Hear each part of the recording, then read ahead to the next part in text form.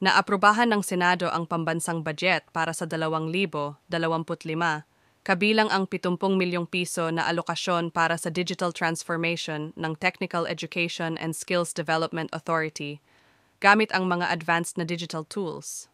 Sa isang pahayag noong Miyerkules, sinabi ni Senador Sherwin Gatchalian na nagsisilbi ring co-chairperson ng Second Congressional Commission on Education, na isinulong niya ang alokasyong ito upang punduhan ang 3 proyekto. 40 milyong piso para sa Artificial Intelligence-Powered Technical Vocational Education and Training Course Builder, 20 million pesos para sa Internet of Things Training System, at 10 million pesos para sa pagbuo ng AI-powered Labor Market Information System.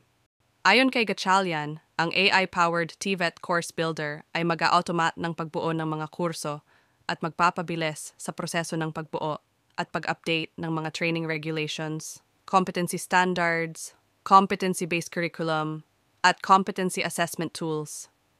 Makakatulong din ito upang ma-standardize ang mga nilalaman ng kurso at pagsusulit na magpapahintulot na mabilis na maipalaganap ang mga TVET program sa buong bansa upang tugunan ang pangangailangan ng workforce.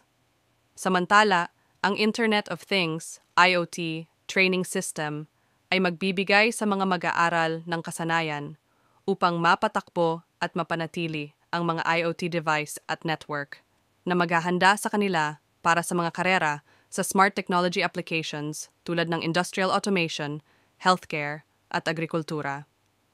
Ang AI-powered Labor Market Information System, sa kabilang banda, ay susuporta sa pagbuo ng isang sistema na gagamit ng AI upang mahulaan ang mga trend sa industriya, kakulangan sa workforce, at maiugnay ang mga training program sa mga pangangailangan ng merkado.